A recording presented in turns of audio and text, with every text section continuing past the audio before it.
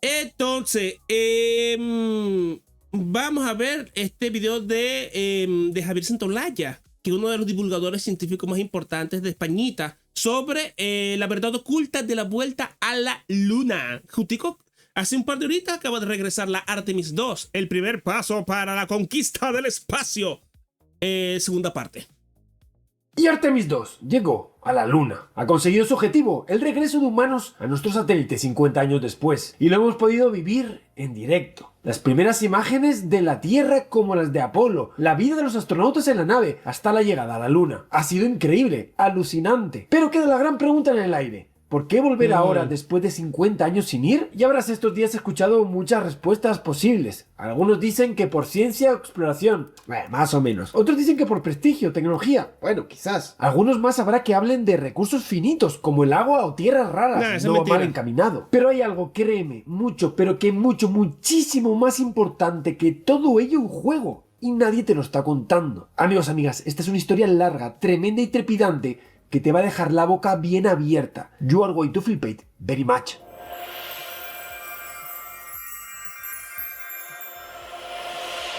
A estas alturas de la partida no vamos a ser ingenuos. Estados Unidos se gasta 93.000 millones de dólares en el programa Artemis. Es mucho dinero del contribuyente, pagado con impuestos, del trabajo de los gringos. ¿Por qué hacer algo así? Pues no va a ser porque sí, tendrá que haber un verdadero motivo de peso. Sí, es obvio que hay motivos científicos y de exploración. Crear una colonia en la Luna, ir a Marte en el futuro, poner telescopios súper chulos, observar el universo. La ciencia y la tecnología, claro, se verán impulsados por algo así. No cabe duda, pero siento decepcionarte. Para un gasto así tan tremendo no es suficiente. Es que nunca lo ha sido. Por el otro lado está el prestigio y la intimidación. Hay que entender una cosa. La carrera espacial es una forma de flexear. Este es el propósito de todo esto. La carrera espacial es para flexear, para ver quién tiene el programa espacial más poderoso del mundo. Esto se potenció durante la Guerra Fría porque era la única forma que tenía la Unión Soviética. La Unión Soviética y Estados Unidos sin lanzarse bombas atómicas. Y ahora creo que vamos a ver cómo la carrera espacial va a ser para ver si entre Estados Unidos o China quién llega primero a Marte. Entonces es básicamente eso. Es básicamente lo mismo que ocurre con las Olimpiadas. Ustedes saben por qué se empezaron a realizar, se retomaron las Olimpiadas hace como 100 años. Es por lo mismo, es una forma de que tienen las superpotencias de demostrar digámoslo así, su prestigio en el deporte, por medio del deporte. Es una razón de Estado, no una razón meramente deportiva. Por eso es que siempre son Estados Unidos, China, Rusia los que siempre pelean por el medallero, porque compiten literalmente por el medallero. No es tanto de que, ay, quiero llevar a mis atletas porque me parecen muy buenos y el deporte y la camaradería mundial. No, es porque, mira, vamos a demostrarle a estos chinos que tenemos los mejores atletas y el mejor sistema porque el capitalismo sí funciona. Y es básicamente eso. Sí, esto explica parte de la cuestión. Fue el principal motivo del primer viaje a la Luna, el lanzamiento del Apolo 11. Inmersos en plena Guerra Fría, tras el shock de los gringos al verse superados por los rusos, que iban con mucho en la delantera de la carrera espacial, Kennedy en el año 1961 se planta y pone como objetivo prioritario llegar primero a la Luna, y lo harían antes del final de la década. Como les cuento en este vídeo de aquí, que les recomiendo mucho que vean, saliendo de la Segunda Guerra Mundial, con armas atómicas en ambos bandos y una posible guerra nuclear. Durante la Guerra Fría, el prestigio lo era todo, pero también la intimidación. ¿Ves alguna diferencia entre esto y esto? ¿A que no? Pues bien, uno es un cohete para... Y solo imagínate que Estados Unidos se hace con el monopolio del espacio. Puede incluso decidir quién puede salir de la Tierra. Bueno, es básicamente la idea. Quizás no tanto eso. Porque eso no va a ser a corto plazo, sino es eso, es demostrar, mira, yo sí llegué al espacio y tú no. Es básicamente eso. Lo que sí es cómo se van a empezar a realizar las relaciones extraterrestres una vez que empiezan a llegar empresas y cosas así. Eso es lo que va a empezar a cambiar las reglas dependiendo de qué país llegue primero al espacio. Porque imagínate, si China llega primero a Marte, ellos van a tener el monopolio con sus empresas controladas por el Partido Comunista. Entonces, ¿cómo sería una colonización de Marte por parte de China? En el espacio, y lo otro es un misil balístico. Es decir, si soy capaz de poner un cacharro en la Luna, Puedo ponerte un nuke de estos en Moscú. Es prestigio y es intimidación. Es como una especie de guerra preventiva que se gana, pues eso, golpeándose mucho el pecho, siendo el macho alfa. Pues bien, ahora estamos yendo a la luna, pero el contexto es muy diferente. Así que lo del prestigio no es tan importante como fue en los años 50. Y los recursos, te dirás, finalmente. Pues sí. Siempre los recursos son parte importante de la cuestión. Un país necesita recursos para impulsar su industria. Ya, deme un segundito. Voy a poner aquí. No es esta la que quiero. Para crecer, es ávido devorador implacable de ellos. Distribuido ya el planeta y establecidas ya las fronteras, los límites que cada país tiene para hacerse con recursos necesarios para sus industrias son fijos. Los recursos mandan en la geopolítica, las alianzas son clave. Pero es que además el planeta tiene sus límites. Muchos de los recursos que necesitamos son finitos, porque no son renovables. Seguro que has pensado en el petróleo, por ejemplo, pero también cosas como el oro o el titanio, que irán escaseando poco a poco, en la Tierra, por lo que habrá que ir a buscar estos recursos. Bueno, pero esto será dentro de miles de años. La única razón por la que preocuparse por el oro sería por las aplicaciones industriales que tiene el oro. No sé si ustedes lo saben, pero el oro se puede considerar un unobtainium. El unobtainium es un mineral que por alguna complicación de logística o pecuniaria o hipotética no se puede utilizar, es imposible. Y el oro tiene la propiedad de que es un excelente conductor del calor y de la electricidad, como la plata. Entonces, podrían tener aplicaciones extraordinarias para crear microchips y procesadores, pero obviamente no se usan porque el oro vale mucho, es muy caro. Entonces, a menos que colapse el precio del oro, nunca se va a utilizar para medios industriales. Fuera, sí, el futuro de los recursos puede estar en el espacio. Y sin ir más lejos, aquí cerca, en la Luna. Se piensa que es muy rica en algunas materias primas de primera necesidad para la principal economía del mundo moderno, la industria de los semiconductores, los chips. Hay titanio, aluminio y tierras raras en la Luna, por ejemplo. Bueno, pero olvídate. ¿Tú crees que alguien va a gastar cientos de miles de millones de dólares mandando a gente a minar la Luna en lugar de pedirle a los negritos del Congo que la saquen con una pala en la tierra? ¿Tú no has visto las minas de tantalio en el Congo? Los negritos la sacan con una palita. ¿Tú crees que van a gastar miles de millones en lugar de llamar más a más negritos? Olvídate. Es impresionante aún lo que pasa con el petróleo. Hoy sabemos que el futuro de la energía no está en los combustibles fósiles, que fueron los que dominaron el siglo pasado.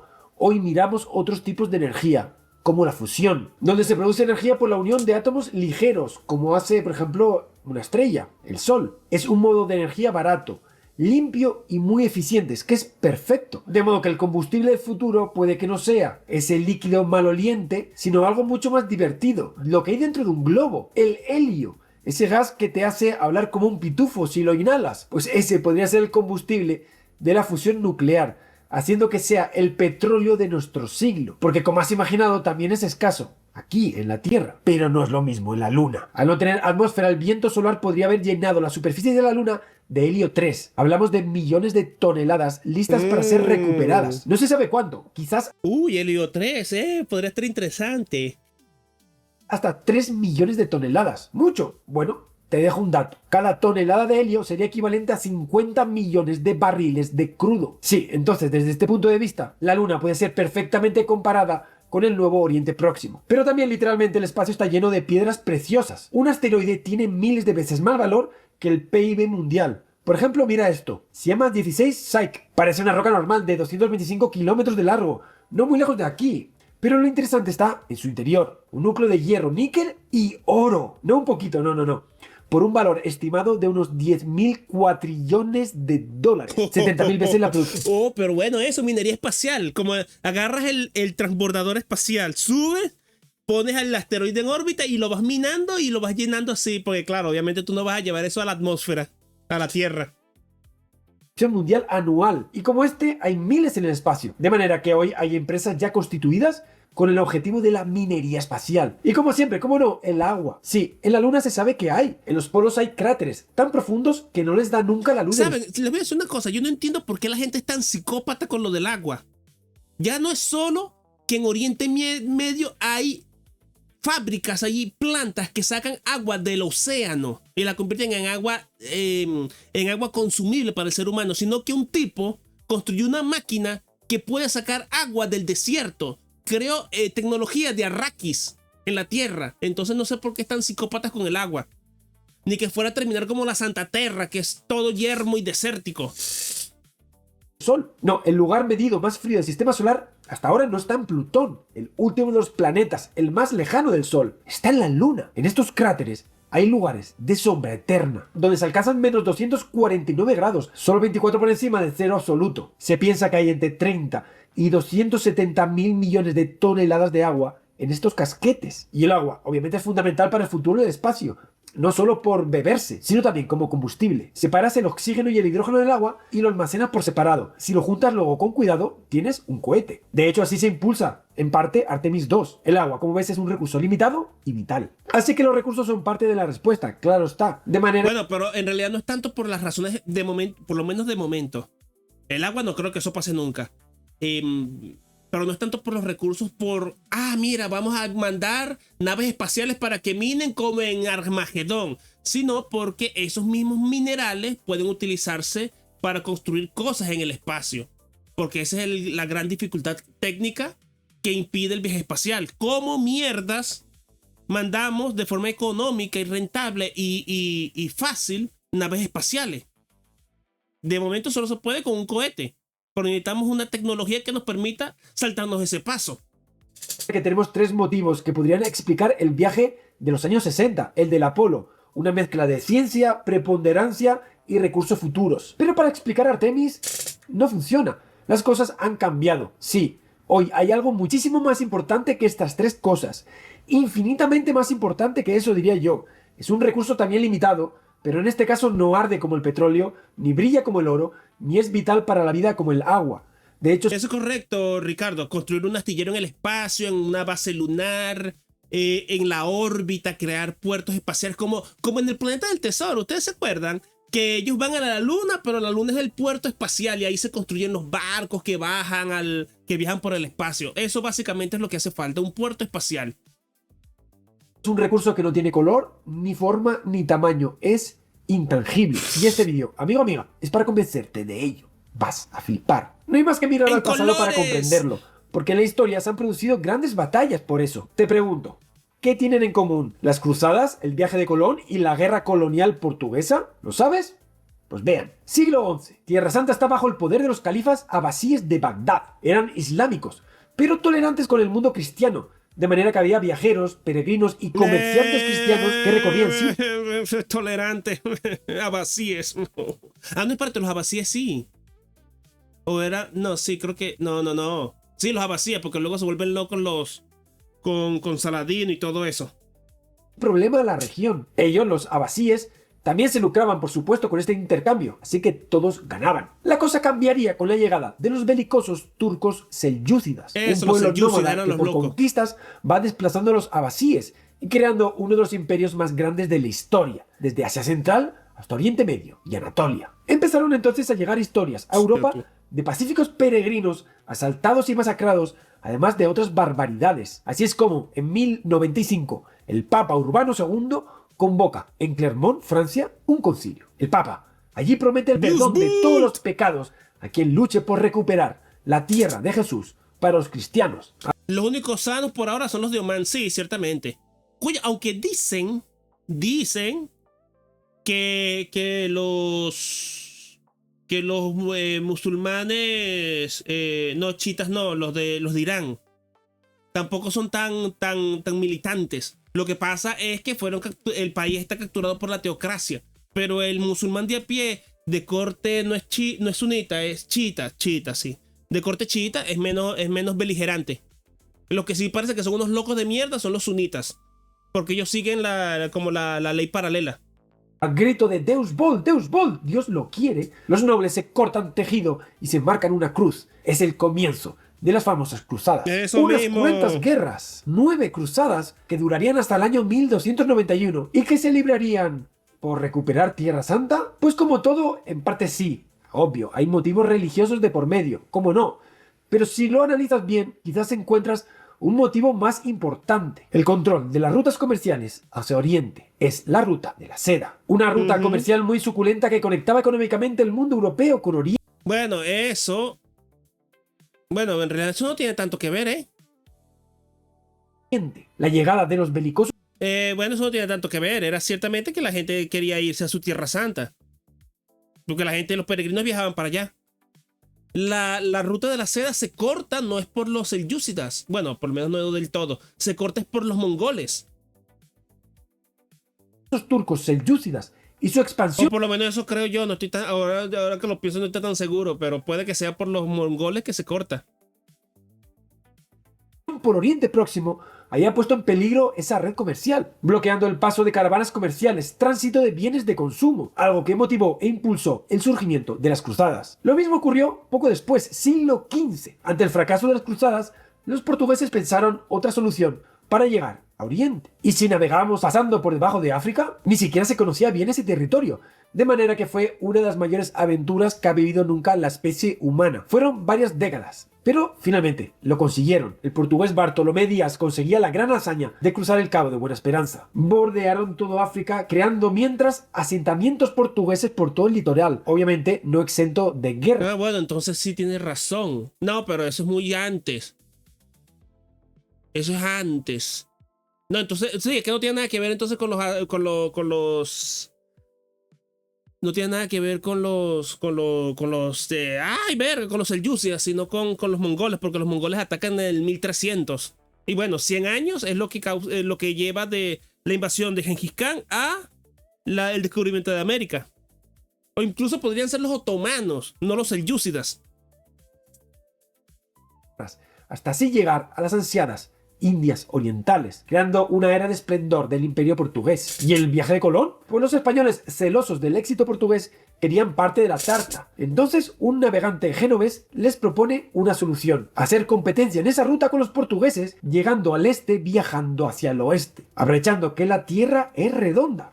Y lo consiguió. Era Cristóbal Colón. Su éxito marcó también el inicio de una era de esplendor español. Y obvio, la tensión creció entre las dos potencias hasta casi llegar a la guerra. Tuvo que intervenir el Papa y en un tratado el de Tordesillas. Claro, supongo que sería eso, como está diciendo la Eri, que se repartirían las conquistas del espacio. Entonces el que llegue primero pone sus términos. Estados Unidos se queda con la mejor parte se quedaría con la mejor parte de Marte. Se quedaría con los primeros campamentos, con los primeros asentamientos. Y serían los primeros científicos allí dando vueltas y experimentando y haciendo sus cositas. Así que sí, eso es importante por eso. Tordesillas, repartir el mundo. Para portugueses el este, para españoles el oeste. Estas tres historias tienen algo en común. Es verdad que en el caso español es poquito diferente, porque aunque comenzó como una aventura por controlar una ruta comercial, acabó siendo una empresa lucrativa explotando recursos al llegar a un territorio nuevo. Pero quedémonos con eso. Sí, los recursos son importantes, pero el control de las rutas de comunicación... Un planeta para cada uno, no necesariamente. Por ejemplo, en la primera expedición pone la base de Estados Unidos en el polo norte marciano, donde hay agua. Entonces los chinos tendrían que quedarse en el otro hemisferio. O la frontera de China queda a tal punto y ellos tienen que quedarse en el otro. O todo el planeta se queda allí. Y hacen los primeros estudios para yacimientos de no sé qué pinga loca de marcianitium. Y así, se van repartiendo los planetas así. El primero que llegue pone sus condiciones. Y sabe lo que hay allí. Y puede decidir qué se queda y qué no se queda. Comunicaciones de redes, lo es más. Desde las antiguas guerras en el Mediterráneo, egipcios, persas, griegos, romanos, fenicios, hasta los motivos de Alemania para entrar en la Primera y Segunda Guerra Mundial. Las redes no solo dan acceso a los recursos, permiten limitar a tus rivales, bloquearlos, asfixiarlos. Puedes mandar sobre cómo fluyen las transacciones, los viajes, todo. Siempre ha sido lo mismo. Los recursos sí son importantes, pero las redes y la comunicación, la forma de acceder a ellos es aún más importante. Pero para tener ese control necesitas cosas que podrían llamarse recursos porque son limitados, se agotan, no son infinitos. Pero estos recursos no se pueden tocar, son recursos intangibles. Dominio territorial de espacios, posesión de puertos, colonias de ultramar. En definitiva, el control geográfico de estas rutas. Eso te da poder para controlar, para dominar, para mandar. Por el Imperio Galáctico Americano, cada día más cerca de que la Santa Tierra se construya, se erija en Washington, D.C.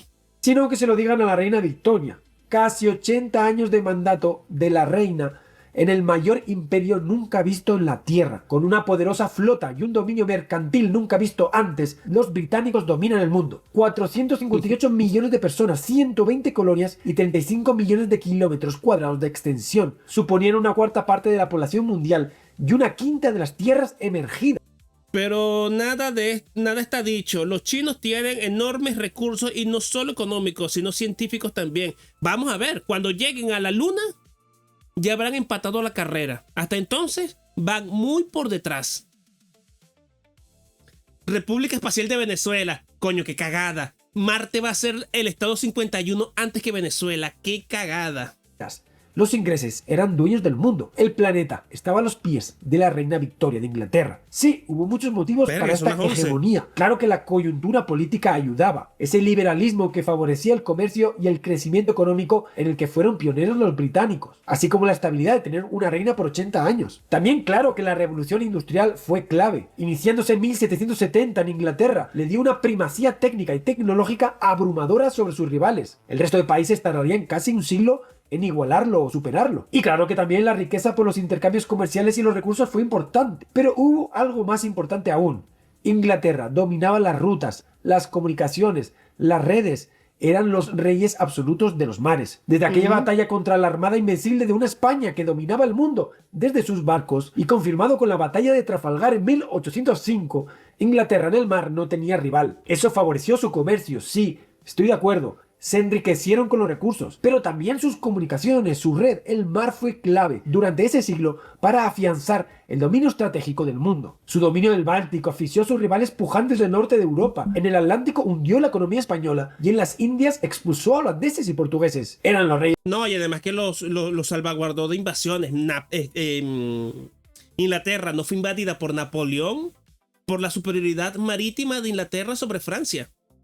De los mares, y con ellos los reyes del comercio, las comunicaciones y por ende del mundo. Ten en cuenta que entonces era mucho más rápido, fácil y barato ir de Inglaterra a América, aunque estuvieran lejísimos, que de Madrid a Praga, mucho más cerca. Eran viajes más cortos y menos penosos, aunque te cuesta imaginarlo ir en mar que por tierra. Desde el mar se ordena el mundo. Así llegó lo que se llama Pax Britannica, un periodo de casi un siglo de dominación absoluta británica como quizás no se ha visto en la historia. Controlaban rutas, puertos y todos los... Toma en cuenta también las empresas privadas espaciales. Claro, es que eso va a surgir, pero ¿tú crees que que SpaceX ¿cómo que se llama? Va a poner fábricas o va a poner repostadoras espaciales o va a hacer algo por el estilo si no es bajo la jurisprudencia, el sistema legal de Estados Unidos? Una cosa lleva a la otra. ¿Me entiendes? Va a ser las empresas, es que uno también se inventa muchas cosas. No, van a hacer su propio país y sus propias mierdas.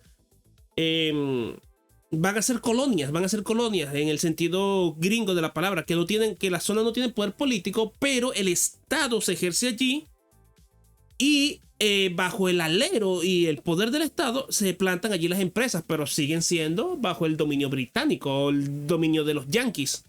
Recursos intangibles necesarios para la comunicación y los viajes. Esa fue su principal arma. Y eso fue fundamental no solo para su crecimiento económico, también para su preponderancia política y militar. Los ingleses usaron así su armada para asfixiar a Napoleón durante las guerras napoleónicas, un bloqueo comercial que ahogó la economía francesa y lo llevaría a su hundimiento posterior. Lo mismo haría en la Guerra Mundial con el mismo éxito, destruyendo la economía alemana que tras 4 años de guerra no daba para más. Ambas guerras se ganaron no solo con recursos y soldados, también con la estrategia, las comunicaciones y el control de las rutas. Sí, la información es poder, la comunicación es dominación, controla la información y controlarás el mundo. Yo quería hablar del Imperio Británico en este vídeo porque es un símil ideal a lo que está ocurriendo hoy, cambiando mar por espacio. Mira por qué. Si nos preguntamos qué ha cambiado desde los tiempos del Apolo 11 hasta hoy, es precisamente eso. Cuando se lanzó el Apolo, el espacio no jugaba ningún papel en el tablero de ajedrez del mundo. En 1957 se lanza el primer satélite por los rusos,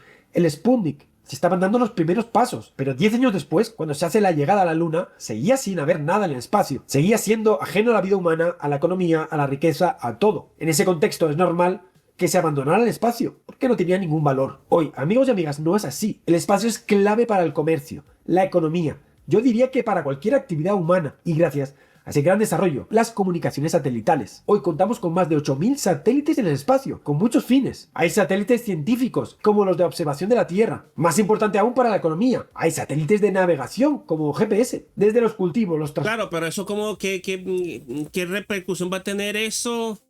¿Qué repercusión va a tener eso con Marte o con la Luna? China sería la Francia moderna. Podría ser, sí, ciertamente. Le sueltan un bloqueo comercial a China y bueno, se acabó todo. Se acabó todo. Musk se va a llevar la buena tajada de la Luna, que nos dice que Musk no exige una zona de la Tierra. Va a pasar como Green Gate U, en la que una facción de comercio tiene un planeta y también de Marte. No creo que pueda pedir eso, ¿no? Políticamente es inviable que pida un cachito de Marte. No va a ser Moxlandia.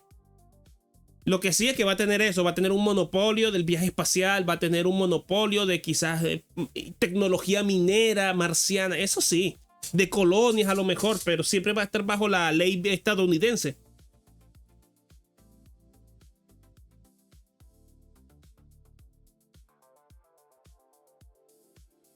La energía. No hay hoy actividad humana que no dependa de la navegación satelital. La dependencia es absoluta. Un fallo de navegación y a la mierda la economía mundial. Es que no tienes ni lechuga en tu supermercado. Es brutal. De manera que es como si al juego del dominio mundial, economía, desarrollo, comercio, le hubiéramos añadido una nueva dimensión, haciendo que hoy dominados los mares y repartida toda la tarta, el nuevo territorio de lucha de control sea el espacio. Como entonces fue el mar, hoy el espacio es la vía para conseguir recursos, de los que hemos hablado, y de las rutas, y por ende para el control de la economía, con alto impacto también, por supuesto, para usarlo como arma política, estratégica o militar. Pero es que en el caso del espacio es aún más importante que en el caso marítimo, por un detalle particular. Con el espacio le añadimos una tercera dimensión al mapa, como dijimos. Es decir, ya no tenemos algo superficial, sino tridimensional. Y esta nueva dimensión da perspectiva visual, y con ello se gana en visibilidad. Además, también se gana en rapidez e inmediatez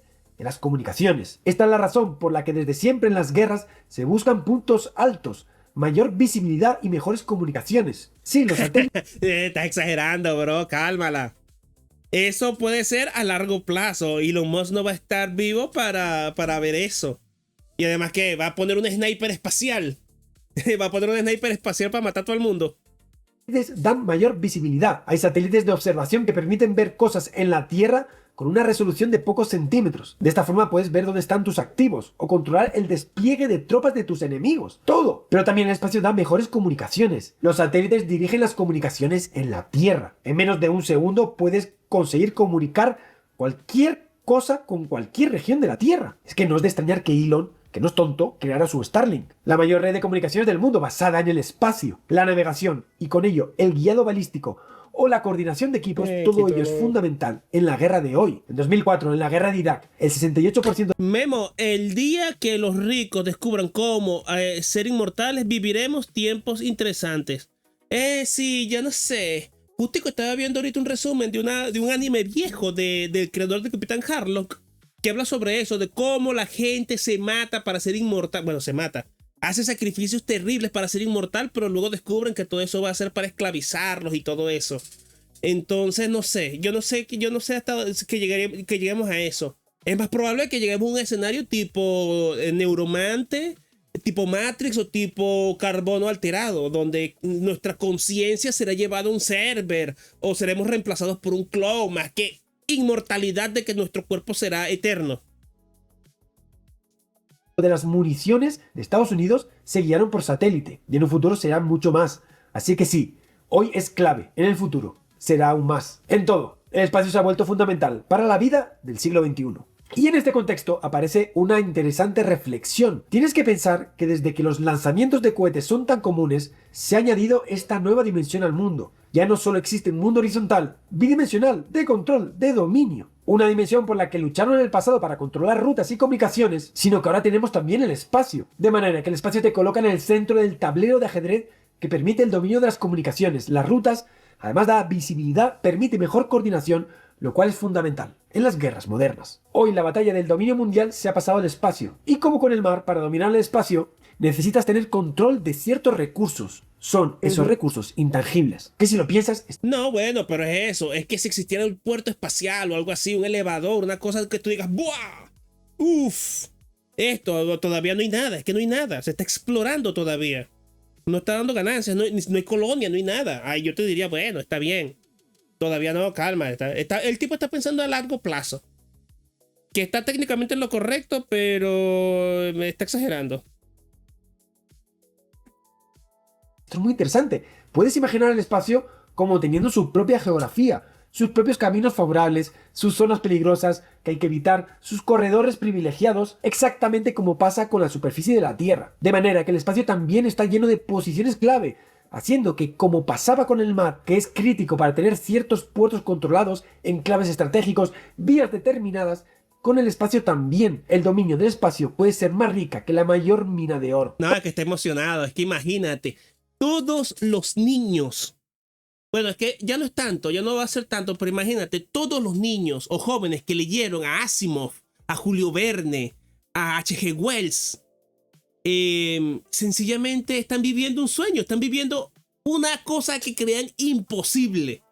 Es que no, es que ni siquiera eso, imagínate, todos los viejitos que salieron de la Segunda Guerra Mundial, toda la gente que salió de la Segunda Guerra Mundial leyendo cosas de la Multivac, de AM, coño, justico ahorita estamos viendo la aparición de las IAs, de las computadoras, del internet.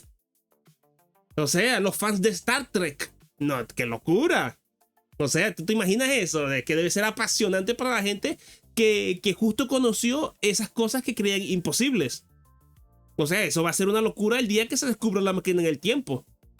Para empezar, desde el propio lanzamiento. Y es que no todos los lugares de la Tierra son igual de idóneos para acceder al espacio. Y es que la Tierra gira. Así que cualquier cosa que se lance en la dirección de giro de la Tierra aprovecha esa velocidad inicial, con lo que gasta menos combustible. Es más económico, más eficiente, es mejor. Entonces los lugares de la Tierra donde el giro sea más rápido serán más apropiados. Y la Tierra gira más rápido en el ecuador, bajando su velocidad según ascendemos o descendemos en latitud. Por eso que las plataformas de lanzamiento están... Venezuela, con razón Guyana. Venezuela podría ser un puerto espacial, todas situadas en bajas latitudes. Cabo Cañaveral de los gringos, Baikonur de los rusos o Kourou en la Guayana. Pero mira que tenemos aquí arribita. Venezuela va a ser clave. Dime, ¿Venezuela va a ser clave? Hombre, como que el tipo este tenía razón. República Espacial de Venezuela. Francesa de los europeos. Así que las plataformas de lanzamientos son como muelles para los barcos. Pero no todos los lugares son iguales, como hemos visto. Es un recurso limitado. El control de este tipo de espacios da una ventaja estratégica. Lo mismo pasa con las órbitas espaciales. No todas son iguales y es un recurso limitado. Para observación, por ejemplo, hay órbitas especiales como las LEO, las órbitas bajas. Son órbitas muy cercanas a la Tierra, por lo que los satélites pasan muy rápido. Eso hace que puedan barrer la Tierra entera en muy poco tiempo y además a poca distancia. Muy útil para imágenes de alta calidad. Obviamente, el espacio es limitado y en baja órbita, por ser más restringido, más apretado, es aún más. Por lo que estas órbitas son un recurso estratégico clave. Hoy estas órbitas ya están copadas y se respira cierta tensión entre las potencias por este recurso, tal que algunos ya comparan esta estrechez de recursos con el estrecho de Hormuz. Flipa. Es como... Oye, la guerra secreta por las órbitas del planeta Tierra, Oye, qué curioso.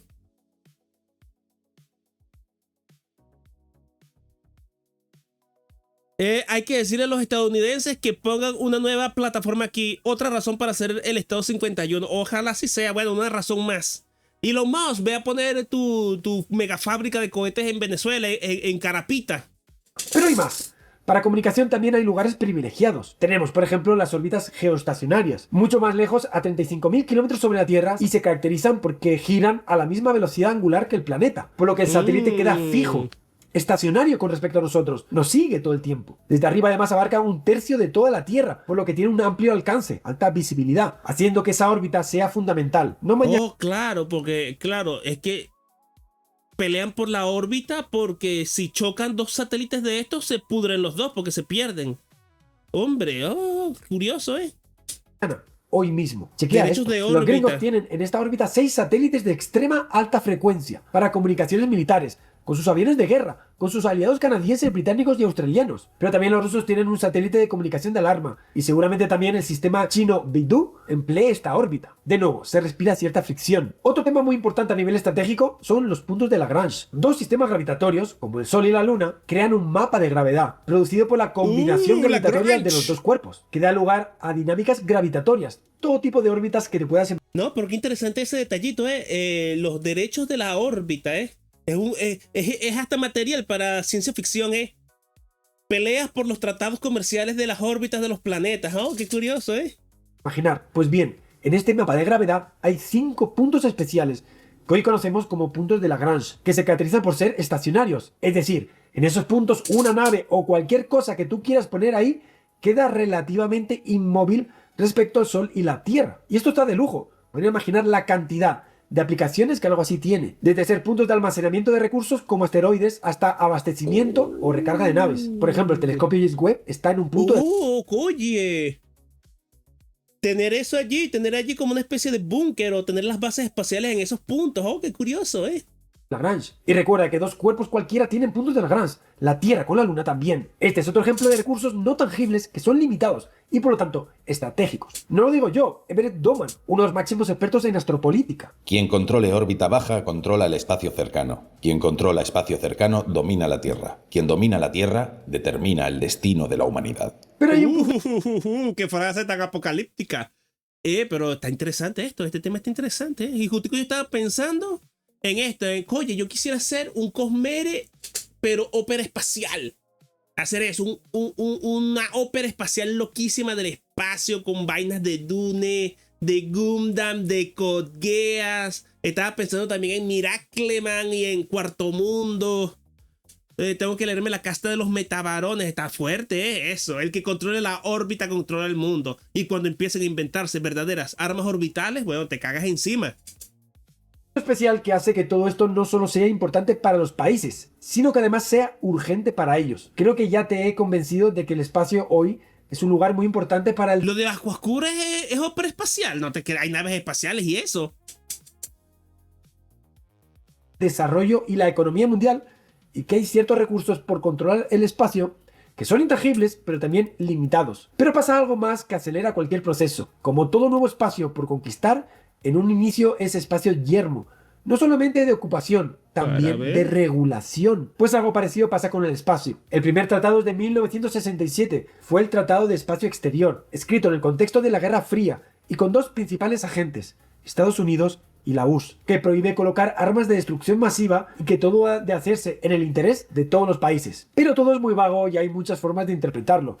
Es decir, es un texto poco útil. En 1979 se firmó el Acuerdo de la Luna, de nuevo desactualizado, firmado por pocos países, en particular ni China, ni Rusia, ni Estados Unidos lo firmaron. Todo esto deja un tremendo vacío. ¿Cómo se gestiona el espacio? ¿Cómo legislamos? ¿Cómo repartimos? ¿Cómo se resuelven los conflictos? Realmente no hay una respuesta. Todo es muy vago. Peor aún, recuerdo... Bueno, la guerra espacial fue la carrera espacial original era Guerra Fría.